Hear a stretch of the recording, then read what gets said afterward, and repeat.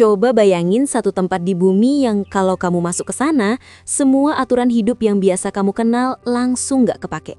HP jadi barang rongsokan, jam nggak ada artinya, dan yang namanya aman itu relatif banget. Tempat itu namanya hutan Amazon. Begitu kaki kamu nginjek tanahnya, hal pertama yang kamu rasain itu lembab. Bukan lembab biasa, tapi lembab yang nempel di kulit. Udara berat, bau tanah basah, daun busuk, dan kehidupan yang gak pernah tidur. Di sini gak ada kata sepi. Bahkan pas kamu berhenti dan diam, hutan ini tetap berisik. Suara serangga, burung, dedaunan, dan sesuatu yang gak kamu tahu itu apa. Pohon-pohonnya tinggi banget. Bukan tinggi kayak pohon pinggir jalan, tapi tinggi kayak gedung. Kanopinya nutupin langit, bikin cahaya matahari cuma masuk dikit-dikit. Rasanya kayak jalan di lorong hijau raksasa. Akar-akar pohon nongol kemana-mana, kayak ular raksasa yang beku. Salah langkah dikit bisa langsung kepleset atau jatuh. Dan yang paling kerasa, kamu tuh kayak lagi diawasin. Bukan perasaan lebay, emang beneran.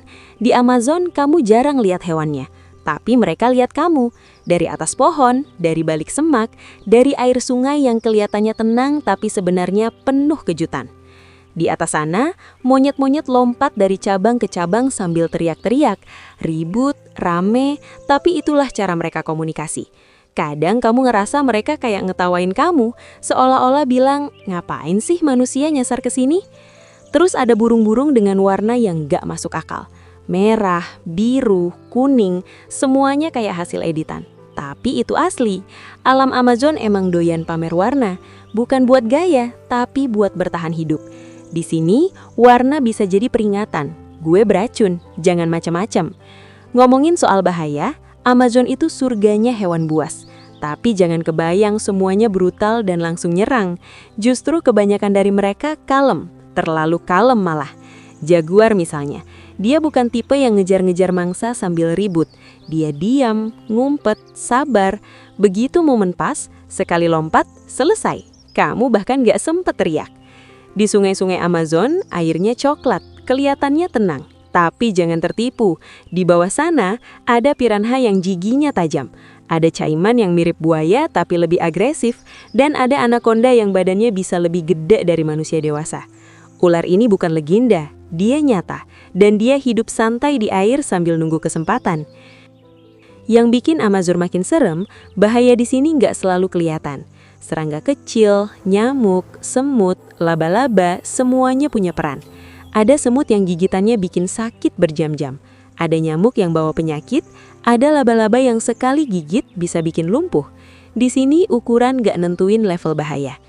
Tapi di balik semua itu, Amazon juga penuh keajaiban. Tumbuhan di sini bukan sekedar hijau. Mereka hidup, tumbuh, dan saling terhubung.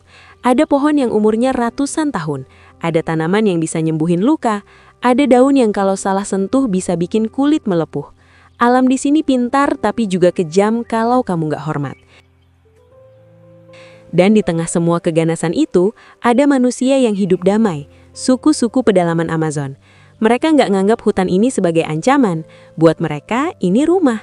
Tempat cari makan, tempat berlindung, tempat hidup, dan tempat mati. Mereka bangun pagi, berburu dengan alat sederhana, mancing di sungai, ngambil buah dan umbi dari hutan. Mereka tahu persis kapan harus pindah, kapan harus berhenti berburu, dan kapan alam butuh istirahat.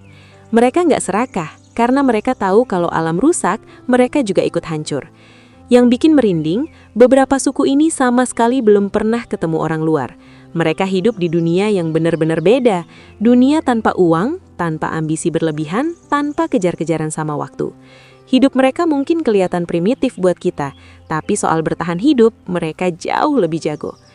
Ironisnya, ancaman terbesar buat Amazon bukan jaguar, bukan anaconda, bukan alam liar, tapi manusia modern. Hutan dibakar buat buka lahan, ditebang buat kayu, digali buat tambang. Setiap hari, bagian dari Amazon hilang. Dan seringnya, yang kena dampak pertama justru hewan dan suku pedalaman. Padahal Amazon itu penting banget buat dunia.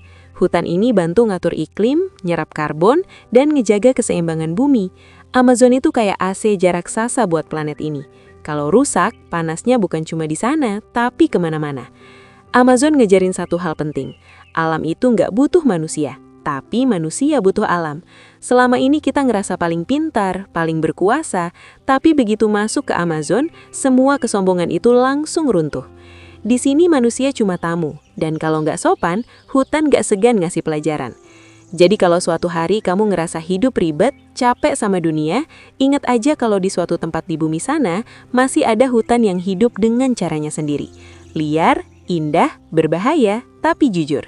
Dan selama Amazon masih berdiri, harapan bumi masih ada.